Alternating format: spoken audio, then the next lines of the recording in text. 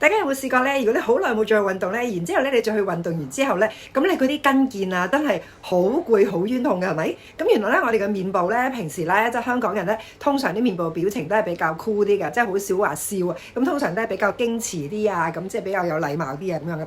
咁咧，但係其實咧，如果你好誇張咁用你嘅面部表情嘅時候咧，咁你就會發覺咧，原來咧你好多嗰啲肌肉咧，即係啲牙骹啊，呢啲蘋果肌啊，呢度呢啲肌肉咧，其實原來全部都好繃緊㗎，你喐唔到㗎。咁係要透過練習喐多幾次咧，佢先至可以喐到嘅。但係當你喐完之後咧，你就真係會發覺咧係好攰㗎。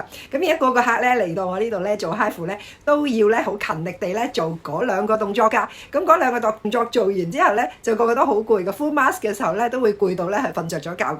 咁但係做完之後咧，塊面咧就好輕、好輕鬆、好靚。咁同埋咧，尋日有個客就係話：哇！我好耐冇見過自己咁嘅樣啦，我真係要好好適應啊。因為以前咧塊面咧呢一個位咧係墜咗落嚟，呢度就好圓，但係呢個顴骨咧就好 lift 喎，呢啲位咧就扁咗落去喎。透過我呢一個新嘅做法、新嘅技術咧，佢就可以咧將呢一度咧係兜翻上去，咁呢一橛咧就係飽滿翻、脹翻喎，個樣望落去咧真係年輕緊緻咗㗎。如果你都想見證下呢一個咁得意嘅效果咧，歡迎都預約我試做，記住係安全無痛㗎。